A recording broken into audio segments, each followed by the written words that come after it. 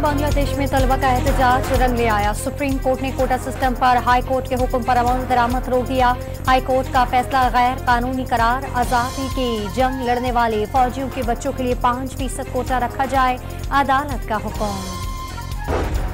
Germany के शहर Frankfurt में अफगान शहरियों की जानिब से पाकिस्तानी कौंसल खाने के बाहर हंगामा आराई, पथराव किया, पाकिस्तानी परचम भी उतार दिया। पाकिस्तानी सिफारती हुकाम का वाक़े पर शदीद एहतजाज।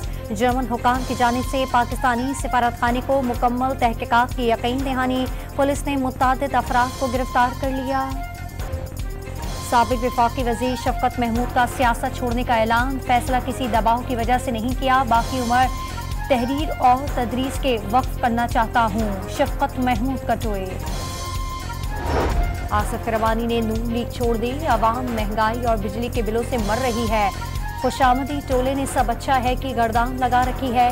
मियां साहब सब अच्छा नहीं, साबिक लीग की रहनुमा का बयान।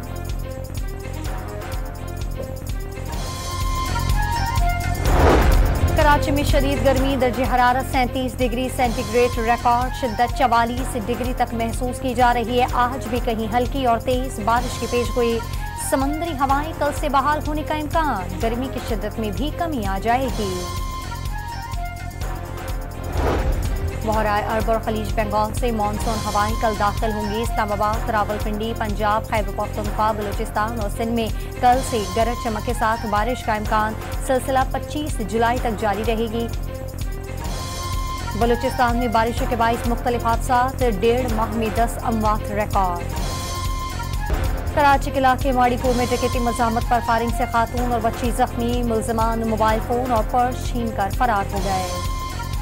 पेशावर से कराची पहुंचने वाली खैबर मिल काला पुल के पास बड़े हादसे से बच गई। रेती बिजली का ट्रक रेलवे लाइन के पास जमीन में धंस गया। खैबर मिल के ड्राइवर ने ट्रेन को इमरजेंसी ब्रेक लगाकर रोक लिया।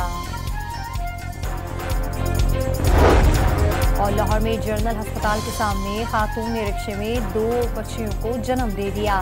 लेडी डॉक्टर और नर्सों ने रिक्शे में ज़चगी का अमल पूरा किया।